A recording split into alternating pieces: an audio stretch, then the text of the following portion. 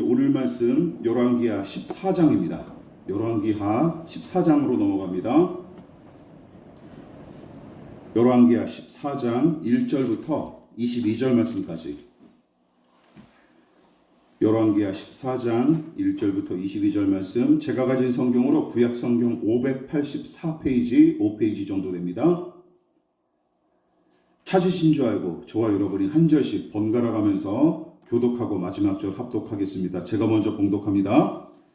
이스라엘의 왕 여호아하스의 아들 요아스 제2년에 유다의 왕 요아스의 아들 아마샤가 왕이 되니, 그가 왕이 될 때 나이 25세라. 예루살렘에서 29년간 다스리니라. 그의 어머니의 이름은 여호아다지요 예루살렘 사람이라. 아마샤가 여호와 보시기에 정직히 행하였으나 그의 조상 다윗과는 같이 아니하였으며 그의 아버지 요아스가 행한 대로 다 행하였어도 오직 산당들을 제거하지 아니하였으므로 백성이 여전히 산당에서 제사를 드리며 분향하였더라. 나라가 그의 손에 굳게 섬에 그의 부왕을 죽인 신복들을 죽였으나 왕을 죽인 자의 자녀들은 죽이지 아니하였으니 이는 모세의 율법책에 기록된 대로 함이라. 곧 여호와께서 명령하여 이르시기를 자녀로서 말미암아 아버지를 죽이지 말 것이요 아버지로 말미암아 자녀를 죽이지 말 것이라. 오직 사람마다 자기의 죄로 말미암아 죽을 것이니라 하셨더라. 아마샤가 소금 골짜기에서 에돔 사람 10,000명을 죽이고 또 전쟁을 하여 셀라를 취하고 이름을 욕드엘이라 하였더니 오늘까지 그러하니라. 아마샤가 예후의 손자 여호아스의 아들 이스라엘의 왕 요아스에게 사자를 보내 이르되 오라 우리가 서로 대면하자 한지라. 이스라엘의 왕 요아스가 유다의 왕 아마샤에게 사람을 보내 이르되 레바논 가시나무가 레바논 백향목에게 전가를 보내어 이르기를 내 딸을 내 아들에게 주어 아내로 삼게 하라 하였더니 레바논 들짐승이 지나가다가 그 가시나무를 짓밟았느니라. 내가 에돔을 쳐서 피하였으므로 마음이 교만하였으니 스스로 영광을 삼아 왕궁이나 내 집으로 돌아가라. 어찌하여 화를 자취하여 너와 유다가 함께 망하고자 하느냐 하나. 아마샤가 듣지 아니하므로 이스라엘의 왕 요아스가 올라와서 그와 유다의 왕 아마샤가 유다의 베세메스에서 대면하였더니 유다가 이스라엘 앞에서 패하여 각기 장막으로 도망한지라. 이스라엘 왕 요아스가 베세메스에서 아시아의 손자 요아스의 아들 유다 왕 아마샤를 사로잡고 예루살렘에 이르러 예루살렘 성벽을 에브라임 문에서부터 성 모퉁이 문까지 400규빗을 헐고 또 여호와의 성전과 왕궁 곳간에 있는 금과 모든 기병을 탈취하고 또 사람을 볼모로 잡고서 사마리아로 돌아갔더라. 요아스의 남은 사적과 그의 업적과 또 유다의 왕 아마샤와 싸운 일은 이스라엘 왕 역대지략에 기록되지 아니하였느냐. 요아스가 그의 조상들과 함께 잠에 이스라엘 왕들과 사마리아에 함께 장사되고 그의 아들 여로보암이 대신하여 왕이 되니라. 이스라엘 왕 여호아스의 아들 요아스가 죽은 후에도 유다의 왕 요아스의 아들 아마샤가 15년간을 생존하였더라. 아마샤의 남은 흔적은 유다 왕 역대지략에 기록되지 아니하였느냐. 예루살렘에서 무리가 그를 반역한 고로 그가 라기스로 도망하였더니 반역한 무리가 사람을 라기스로 따라 보내어 그를 거기서 죽이게 하고 그 시체를 마리아 예루살렘에서 그의 조상들과 함께 다윗성에 장사하니라. 유다 온 백성이 아사랴를 그의 아버지 아마샤를 대신하여 왕으로 삼으니 그때의 그의 나이가 16세라. 다같이 아마샤가 그의 조상들과 함께 잔 후에 아사랴가 엘랏을 건축하여 유다에 복귀시켰더라. 아멘. 예, 말씀의 제목을 우리 다 같이 한번 읽어보시겠습니다. 자, 시작. 아마샤가 듣지 아니하므로, 아마샤가 듣지 아니하므로라는 제목으로 말씀의 은혜를 함께 나누도록 하겠습니다. 북이스라엘의 여호아하스와 요아스 왕에 관한 간략한 이야기와 함께 선지자 엘리야가 마지막으로 요아스 왕에게 하나님의 계시를 전하는 장면이 인상적으로 기록된 지난장 13장이 마무리되고 오늘 우리가 읽었던 14장은 다시금 남유다의 9번째 왕인 아마샤의 이야기로 전환이 됩니다. 본문에 등장하는 주요 인물인 이 아마샤는 북이스라엘의 요아스와 동명이인인 부왕 요아스의 아들로서 25살의 왕위에 올라 예루살렘에서 29년 동안 남유다를 다스린 인물이죠. 그렇다면 본문의 주요 인물인 아마샤의 아버지 요아스는 어떤 인물이었는지 다시금 떠올릴 필요가 있습니다. 왜냐하면 오늘 주인공인 아마샤와 관계가 깊기 때문이죠. 남유다 왕이자 아마샤의 부친인 요아스는 여호야다 제사장 부부 덕택에 아달랴의 칼을 피해 목숨을 부지할 수 있었고, 기억나십니까? 더 나아가 여호야다를 비롯한 개혁 세력의 도움으로 남유다의 왕위에 오르죠.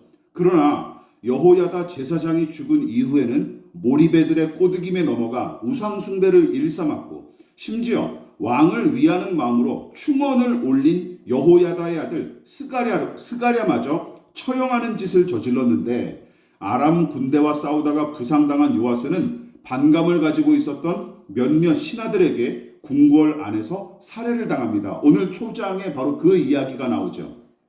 그에 관한 이야기가 본문에서도 이렇게 또다시 등장합니다.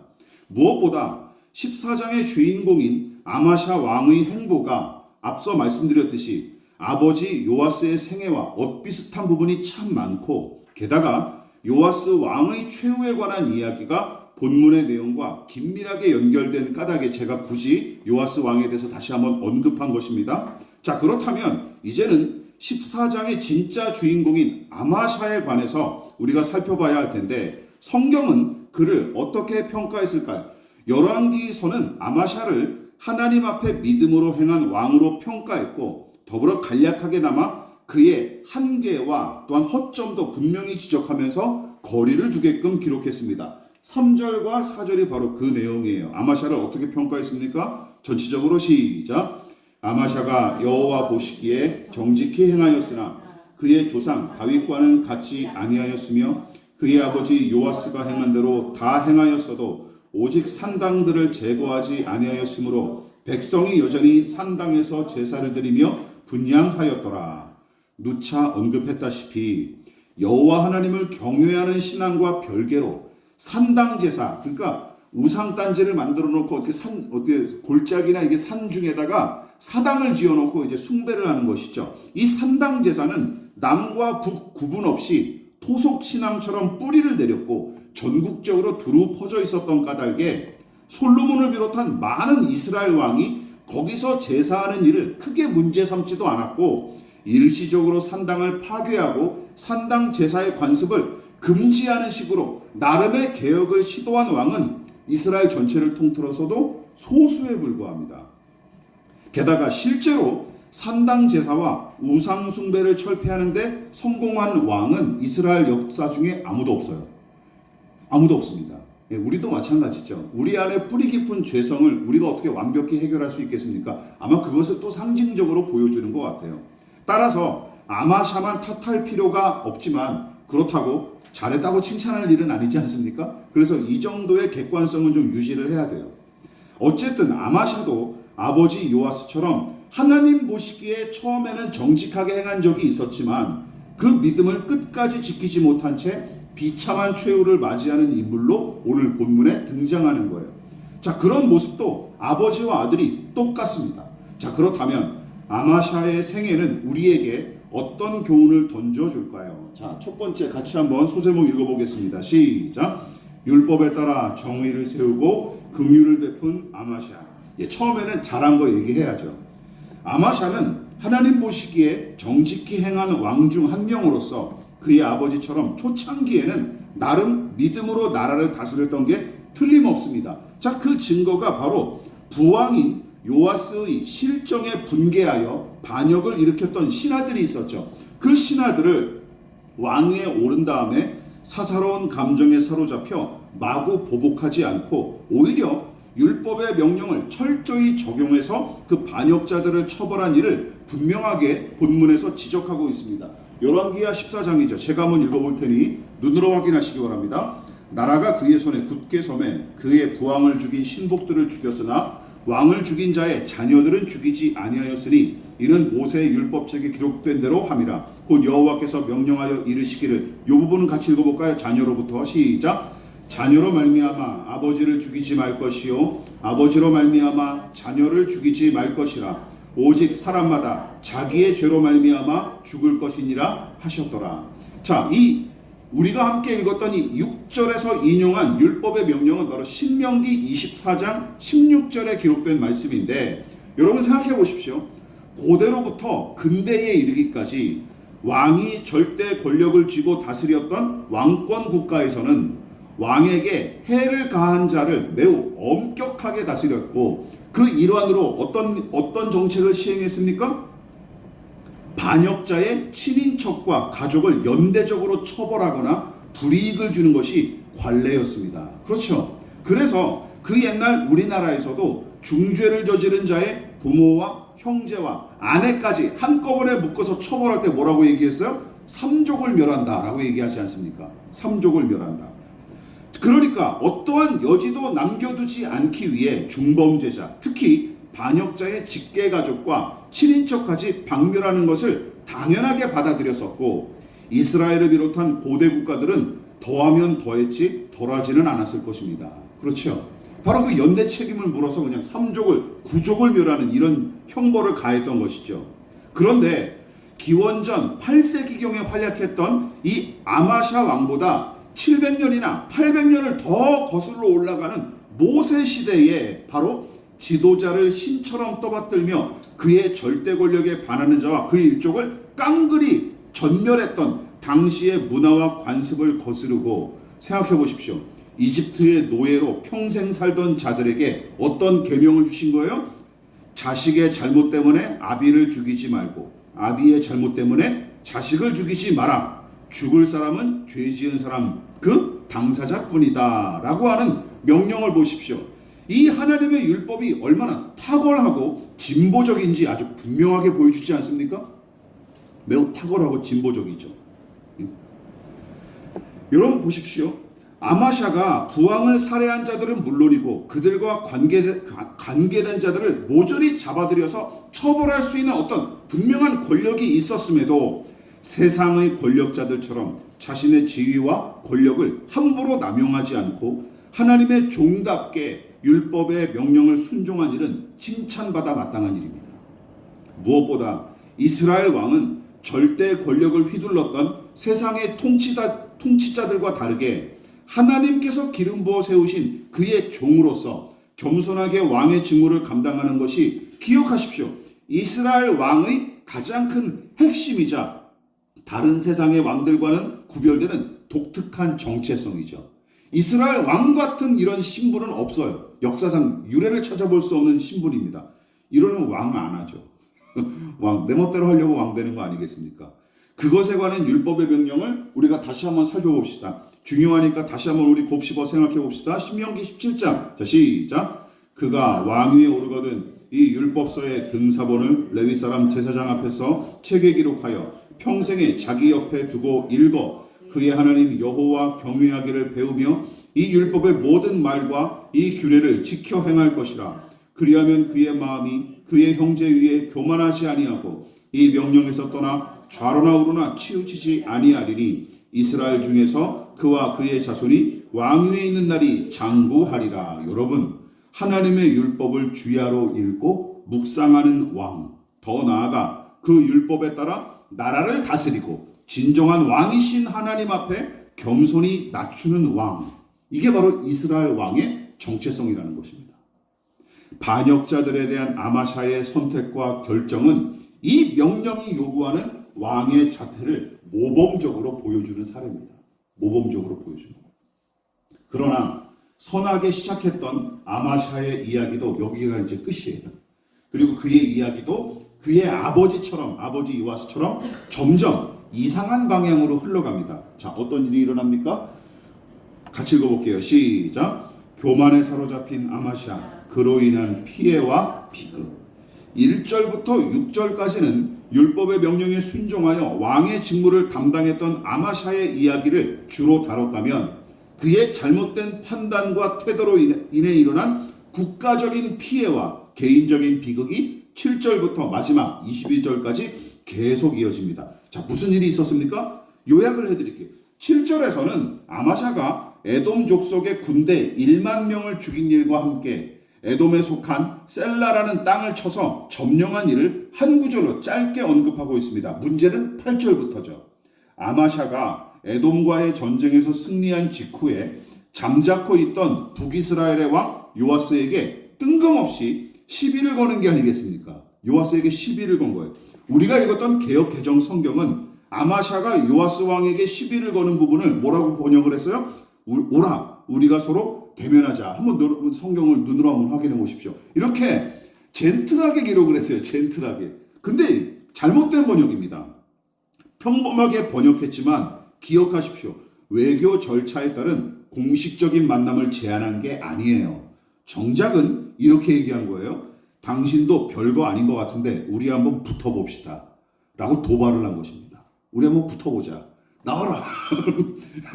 이제 맞짱을 뜨자는 얘기예요.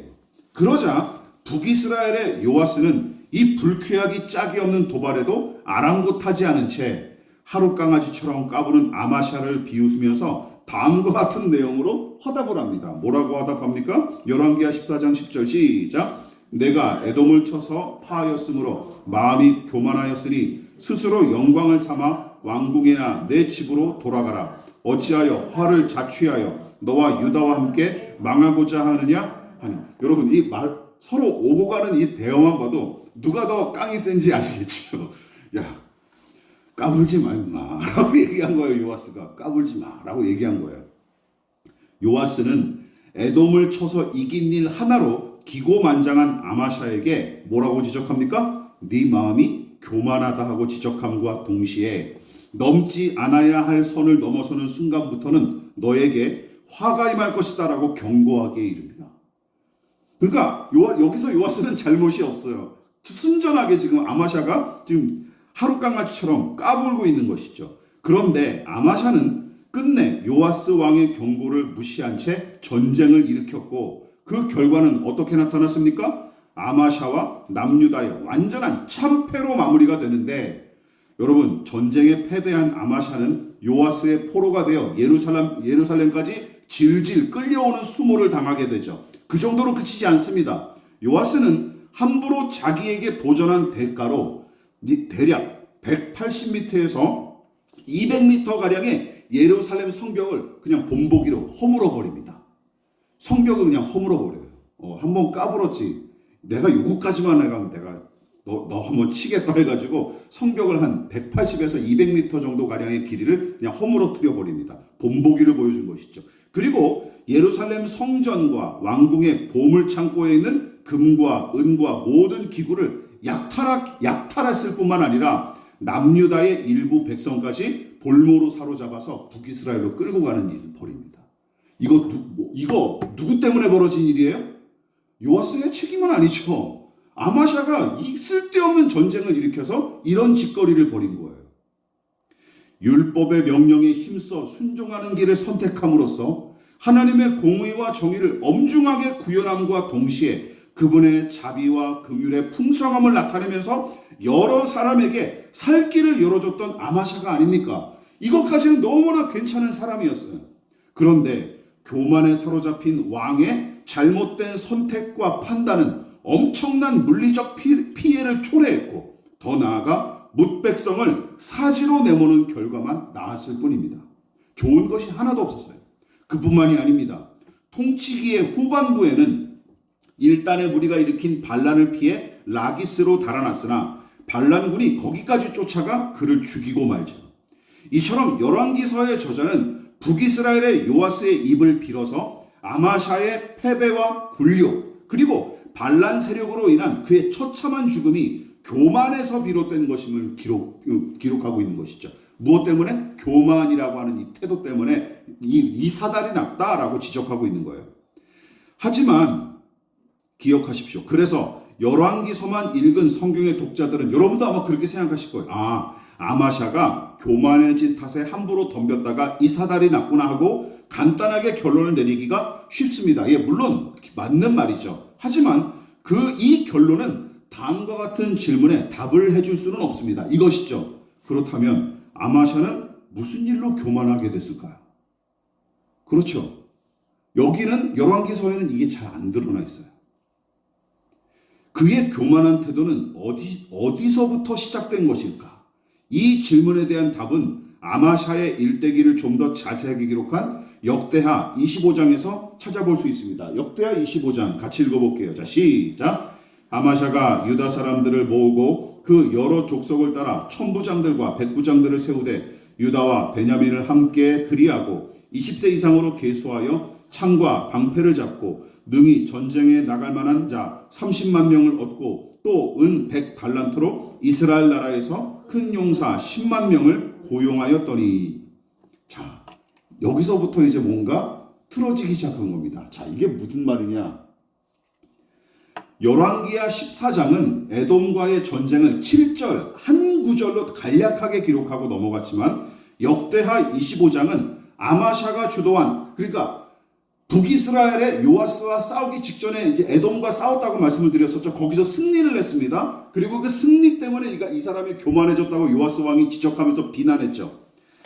근데 열왕기상은 이 7절 한 구절로 간략하게 기록하고 넘어갔지만 역대하 25장은 아마샤가 주도한 이 에돔과의 전쟁을 무려 12개 구절로 상세하게 묘사했습니다. 그리고 앞서 언급한 구절이 바로 이 구절이 에돔과의 전쟁에 필요한 군사들을 모은 기록인데, 여러분 당시는 아람은 물론이고 모압과 암몬과 에돔 등이 근동 지역의 패권을 쥐기 위해 알력 다툼을 일삼던 때였고, 북이스라엘과 남유다도 그 가운데서 생존하기 위해 안간힘을 쓰던 시기였습니다. 혼돈의 시기였어요. 혼돈의 시기. 그런데 무슨 바람이 들었는지 모르지만 남유다의 아마샤 왕이 에돔과 싸우기 위해 군사들을 모집했고, 자체적으로는 뭔가 턱없이 부족하다고 느꼈던 탓에 어떤 짓을 벌이냐면 은 100달란트로 북이스라엘의 용병을 10만 명이나 고용하기에 이릅니다. 그러니까 자기네 백성으로만 부족하다고 느껴서 북이스라엘의 요아스 왕에게 원조를 요청했던 것 같아요. 공짜는 아니고 은 100달란트로 거래를 했던 것 같아요. 용병을 좀 보내주십시오 라고 했던 것이죠. 그런데 어떤 하나님의 사람이 갑자기 등장해서 아마샤 왕에게 이렇게 얘기합니다. 여호와 하나님을 무시하고 함께하지 않은 북이스라엘 사람들과 함께하지 마시고 에돔과 싸우시려거든 우리 군사들만 데리고 나아가십시오 라고 조언을 합니다. 그러자 이게 잘못된 줄 그제서야 깨달은 아마샤 왕이 그 말을 듣고 그 충고에 따라 북이스라엘 용병들을 고향으로 돌려보냅니다. 여러분 이 과정이 그래도 결국은 순종했으니까 괜찮구나 라고 그렇게 생각하실지 모르겠지만 저의 생각은 다릅니다. 여러분 이게 무슨 빵 사 먹고 과자 사 먹는 일이 아니잖아요. 전쟁을 벌이는 일이잖아요. 국가 간의 전쟁은 개인적인 일이 아니라 나라의 운명이 걸린 일 아닙니까? 게다가 무수한 백성의 목숨과 생계를 담보 삼아 벌이는 것이 전쟁인데, 애초부터 아마샤는 에돔의 전쟁에 관해 하나님께 여쭤볼 생각조차 하지 않았던 것 같습니다. 여쭤볼 생각조차 하지 않았고 경건한 믿음의 사람이나 합리적으로 생각하는 신하들의 말도 아예 듣지 않았던 게 틀림없습니다. 하나님께도 여쭤보지 않았고 그 측근들 충신에게도 뭔가 의견을 구하지 않고 뭔가에 사로잡혀서 이제 처음으로 뭔가 내가 이제 왕답게 이제 내가 주체적으로 내 마음대로 한번 뭔가 정책을 세워서 추진해보자 이랬던 것 같습니다. 그러니까 시작 자체가 완전히 잘못된 셈이고 그나마 끼어든 하나님의 사람 덕택에 대충 수습이 될 수 있었습니다. 근데 문제는 그 다음이죠. 에돔과의 전쟁에서 승리했으나 고향으로 돌려보냈던 용병들이 고향 땅에 돌아가지 않고 화가 난 거예요. 아니 기껏 돈 벌려고 왔는데 우리를 돌려보내? 하면서 남유다의 여러 고을들을 약탈을 해버립니다. 약탈하고 유다 백성 3,000명을 그냥 죽여버립니다. 물론 이 사람들과 함께 싸웠다면 더 큰 사달이 일어났었겠죠. 더 큰 사달이 일어났겠지만 하나님의 사람이 간섭 끼어들어서 그 큰 사달은 막았지만 그 여파가 이런 끔찍한 결과로 나타났던 거예요. 게다가 승리감에 도취된 이 아마샤 왕은 에돔의 신들을 들여와서 하나님 대신 숭배하는 짓까지 저지릅니다. 하나님 대신 숭배. 에돔과의 승리감에 도취돼서 에돔의 신들을 수입해서 들어옵니다. 그리고 그것을 섬기는 것이죠. 그 광경에 분노하신 하나님은 한 선지자를 보내 엄하게 꾸짖고 경고하셨으나 아마샤가 들을까요, 안 들을까요? 안 듣죠. 이제는 아마샤는 귓등으로도 듣지 않고 오히려 그 선지자를 나무라면서 협박합니다. 이렇게 협박을 해요. 같이 읽어볼까요? 자, 시작. 왕이 그에게 이르되 우리가 너를 왕의 모사로 삼았느냐? 그치라 어찌하여 맞으려 하느냐 하니 유다왕 아마샤가 상의하고 예후의 손자 여호아스의 아들 이스라엘 왕 요아스에게 사신을 보내어 이르되 오라 서로 대면하자 한지라. 이 후반절의 내용은 오늘 본문과 똑같죠. 이 일이 바로 여기서부터 시작된 거예요. 북이스라엘 왕 요아스에게 까불기 시작한 게 바로 여기가 이제 원인이라는 것이죠. 여러분, 시작은 잘못되었을지언정 에돔과의 전쟁을 앞두고는 하나님께서 보낸 사람의 말을 듣고 따르지 않았습니까? 아마샤가. 그런데 전쟁에서 이긴 직후부터는 급격히 변질하면서 하나님의 선지자를 향해 뭐라고 얘기합니까? 니까 짓게 뭔데 왕에게 이래라 저래라 하느냐? 맞아 죽고 싶냐? 하면서 협박을 한 것이 뭐예요? 맞아 죽고 싶으냐? 한 것이죠. 으름장을 놓습니다. 그리고 이 역대서의 저자는 아마샤가 그 일이 있은 직후에 간신배들과 상의해서 북이스라엘 왕 요아스에게 시비를 걸었다고 기록합니다. 순서가 딱 들어맞죠. 이제 순서가 딱 퍼즐이 들어맞죠. 그래서 우리는 이 소주제로 넘어가야 합니다. 그러니까 아마샤가 갑작스럽게 교만해져서 요아스에게 싸움을 걸었던 게 아니라는 것이죠. 유통기한이 한참 지난 우유에서 역한 냄새가 나듯이 교만의 독이 침투한 아마샤의 마음은 썩은 내가 진동하기 시작했고 똥파리 같은 신하들은 그때부터 그의 주위에 몰려들어서 그의 눈과 귀를 멀게 했으며 경건한 하나님의 사람들과 충신들마저 마뜩치 않게 여겨 대적했을 뿐만 아니라 아버지를 대신하여 왕위에 오르도록 은혜를 베푸신 하나님을 무시하고 무슨 짓까지 저지릅니까? 에돔의 신들을 수입해서 섬기는 짓까지 저지릅니다.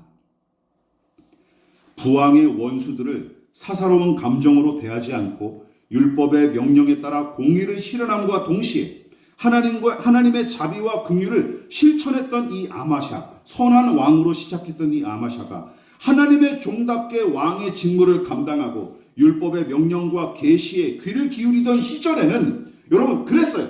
그러니까 그때도 무슨 유혹거리가 없었겠습니까? 그러니까 다시 한번 말씀드립니다. 다시 한번 말씀 잘 들어보십시오. 율법의 명령을 따라 공의를 항상 실현하고 또한 하나님의 자비와 긍휼을 실천했을 때는 교만과 탐욕과 거짓과 불신앙의 홀씨가 들러붙으려고 할 때마다 그냥 툭툭 털어내면서 중심을 지켰어요. 그냥 이게 나는 지금 이거에 연연하지 매이지 말아야지, 이거에 휩쓸리지 말아야지 하면서 경건을 유지할 때는 그때 감지하면서 툭툭 털어냈어요. 그런데 문제는 그 다음이죠. 에돔과의 전쟁을 제멋대로 결정하고 하나님을 무시하면서부터는 교만이 그의 마음에 평온하게 자리를 잡기 시작했고 거기에 전쟁의 승리와 값나가는 전리품들과 간신배들의 아첨이 싹을 틔우고 교만의 싹을 틔우고 든든히 뿌리를 내리게끔 돕는 양분의 역할을 10분 감당한 게 틀림없습니다. 교만이 그냥 가만히 있다가 저 스스로 자라난 게 아니에요. 자꾸 먹을거리를 제공하니까 이 교만이라는 괴물이 그의 마음 가운데 또아리를 틀고 있다가 양분을 계속 공급하니까 점점 크게 자라났던 것이죠. 그 양분이 뭡니까? 전쟁의 승리, 간신배들의 아첨, 그리고 감나가는 전리품, 이런 것이죠. 이런 것 괜찮네 한 것이죠. 하나님께 굳이 물어보지 않아도, 근데 기도하지 않아도, 말씀대로 순종하지 않아도 내 삶은 형통하고 성공하고 있구나 라고 생각을 하게 된 것이죠. 작은 누룩곰팡이가 퍼지면 음식물이 부패하고 소량의 독으로도 사람이 목숨을 잃는 것처럼 본문의 아마샤도 이렇게 생각했던 것 같아요. 그동안 나는 꽤 순종하지 않았는가? 이번 한 번만 해보자. 처음이잖아. 딱 한 번만이니까 괜찮겠지. 딱 한 번이니 괜찮겠지 하고 되뇌면서 멋대로 전쟁을 준비했던 것 같습니다. 여러분 또한 우리 마음이 농사를 짓는 밭과 같다고 상상을 해보십시오. 여러분, 그 밭은 어떤 씨를 뿌리고 어떤 작물을 심느냐에 따라서 정체성이 결정되기 마련 아닙니까? 여러분, 그래서 배추를 심으면 그 밭은 무슨 밭이 되는 거예요? 배추밭이 되는 것이고, 포도를 심으면 포도밭이 되는 것이죠. 마찬가지입니다. 선과 악, 정의와 불의, 진실과 거짓, 순종과 불순종, 겸손과 교만 등등 우리 마음에 어느 씨를 뿌리고 무엇을 심느냐, 그리고 얼마나 부지런하게 무엇을 가꾸느냐에 따라서 그 사람의 정체성이 형성되고 인격의 수준이 달라지는 것입니다. 무엇을 뿌리고 가꾸고 심느냐에 따라서. 무엇보다 제가 언급한 미덕과 악덕은 따로따로 존재하는 것이 아니라 한 몸처럼 긴밀하게 연결되고 서로 영향을 미치는 것이 특징이죠. 예를 들어볼까요? 여러분, 교만한 사람이 선하고 의롭게 살 수 있을까요? 없습니다. 그런 경우는 없어요. 또한 전심으로 주의 뜻에 순종하는 사람이 거짓말을 밥 먹듯이 해대고 만날 불의한 짓을 저지를 수 있을까요? 말도 안 되죠. 말도 안 되죠. 미덕도 하나로 유기체처럼 생명체처럼 하나로 연결되어 있는 것이고, 악덕도 마찬가지입니다. 다른 무수한 악덕의 덕목들이 하나로 다 연결되어 있는 거예요. 이런 일을 저지르면 이런 다른 일도, 다른 짓도, 다른 악도 저절로 따라온다는 것이죠. 이런 미덕을 하나 실천하고 추구하면 다른 미덕들도 따라오게 되어 있는 겁니다. 이거는 선한데 이거는 악한, 이런 거는 없어요. 인간은 그런 존재가 아닙니다. 여러분, 본문의 아마샤도 마찬가지입니다. 교만이 대표적인 악으로 그에게 드러난 까닭에 성경이 그것을 지적하는 것일 뿐 그것 하나만 잘못하고 나머지는 괜찮은 게 아닙니다. 아시겠죠? 대표적으로 지적한 것일 뿐이에요. 요아스의 입을 통해서. 그래서 기억하십시오. 그 교만의 바이러스는 마침내 하나님의 뜻을 듣지 않고 무시하는 증상으로 나타났으며, 마침내는 나라를 망가뜨리고 백성의 삶을 파괴하며 종국에는 자기 삶마저 좀먹는 모양새로 열매를 맺은 것입니다. 그러므로 기억하십시오. 내가 혹시 이런 증상이 있는가 한번 돌아보시기 바랍니다. 이런 거죠. 근거 없이 밀어붙이는 아집과 고집, 공부와 수양에 대한 무관심, 훈련, 공부, 수양, 훈련 이런 거에 대한 무관심, 자신의 약함과 한계를 부정하고 자기 주장만 내세우는 작태, 제 이익과 안녕만 생각하고 타인의 고통과 괴로움은 전혀 고려하지 않는 태도, 보고 싶은 것만 보고 듣고 싶은 것만 듣는 자세 등등, 이게 다 뭡니까? 교만의 형태예요. 교만의 모양이라는 것이죠. 이 모든 것이 교만에서 비롯된 것이기에 저 스스로를 깊이 살피고 주의해야 마땅합니다. 또한 작은 악이랍시고 작게 여기지 마십시오. 한두 번의 불의를 사소한 것쯤으로 얕잡아 보지 마십시오. 아마샤는 꽤 오랫동안 이 사실을 간과하고 무시하다가 마침내는 돌이킬 수 없는 지경까지 이르게 된 것입니다. 여러분, 교만으로 마음이 굳어지면 눈과 귀가 가려지기 마련이고 그 결과는 파괴와 변질과 죽음과 심판밖에 없습니다. 믿으십니까? 그것을 기억하십시다. 말씀을 마무리하도록 하겠습니다. 자, 그러면 우리는 어떻게 해야 할까요? 솔로몬이 그나마 하나님을 사랑하고 깊이 신뢰하던 때가 있었는데 바로 그 시기에 올려드린 그의 기도가 우리에게도 필요합니다. 어떤 기도? 시작! 듣는 마음을 종에게 주사 주의 백성을 재판하여 선악을 분별하게 하옵소서. 하나님의 뜻과 그 지혜를 구하는 마음, 그리고 하나님의 뜻만이 아니라 타인의 목소리에도 귀를 기울이는 겸손한 마음. 여러분, 하나님의 선물인 참 지혜와 깨달음은 바로 그 듣는 마음에 임하는 것입니다. 믿으십니까? 거기에 임하는 것이죠. 물론 이렇게 기도했던 솔로몬마저 그 마음을 지키지 못해 변질하고 말았습니다. 왜냐하면 굳이 기도하지 않아도, 먼지가 쌓이도록 성경을 덮어뒀어도, 하나님의 신실한 종들에게 잔소리를 듣지 않아도, 또한 하나님의 뜻을 무시하고 내 멋대로 살아갈지라도 그닥 그의 인생은 얼마든지 부유하고 평안하며 형통했기 때문입니다. 이게 마취제가 된 거예요. 마취제가 된 거예요. 세상의 형통이 마취제가 된 거예요. 그래서 자기가 썩어가고 있는데도 썩어가는 줄 몰랐던 것이죠. 본문의 아마샤도 다르지 않았습니다. 첫 단추부터 크게 어긋났던 에돔과의 전쟁이었으나 결과가 승리로 나타난 탓에 괜찮겠다 싶었던 것이죠. 그래서 모든 성공과 형통이 다 선하지 않고 또한 반대로 모든 고통과 실패가 다 악한 것도 아닙니다. 믿으십니까? 이 믿음을 굳건히 지키고 있어야 돼요.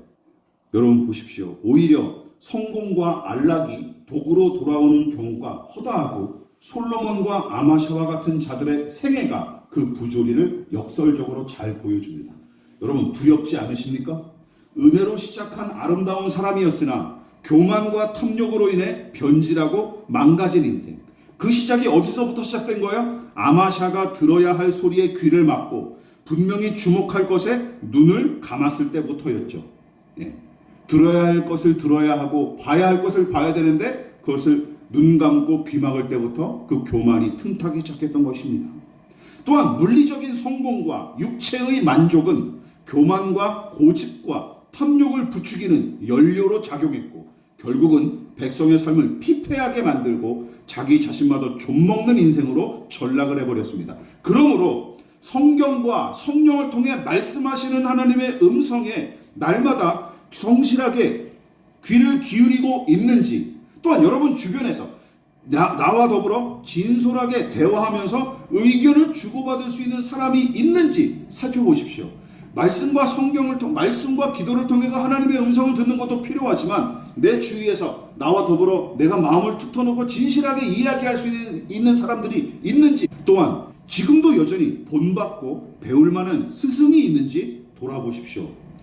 잘난 체 하지 마십시오. 예, 저도 그런 적이 있었습니다. 교만한 사람의 보편적인 사고방식임을 명심하십시오. 나는 스승이 없다. 배울 만한 사람이 없다. 그거 자랑할 일이 아닙니다. 부끄러워해야 될 일이에요. 부끄러워해야 돼요. 그리고 내가 서 있는 자리와 내 삶의 풍경이 어떠한지 직시하고 하나님께 지혜를 구하십시오. 여러분 그래서 그 은혜로 충만하시기를, 그리고 여러분들이 받은 은혜를 잘 지켜나가는 겸손한 하나님의 종들 다 되시기를 주님의 이름으로 부탁을 드리겠습니다. 예, 기도하겠습니다. 지금은 우리를 위하여 십자가에 몸버리어 피 흘려 돌아가신 예수 그리스도의 한량없으신 은혜와 하나님 아버지의 지극하신 사랑하심과 성령 하나님의 영원한 사귐이 오늘 이 시간 하나님 앞에 평생 겸손히 주의 뜻에 순종하고 하나님의 그 존전 앞에서 겸비하여 행하기를 다짐하여 겸손히 머리 숙인 살아가는 성도들 위해 저들의 가정과 직장과 사업장과 학업과 장래 가운데 이 나라 이 민족과 한국교회와 저 북녘의 동포들과 세계와 열방 가운데 지금부터 영원히 함께 하시기를 간절히 축원하옵나이다. 아멘.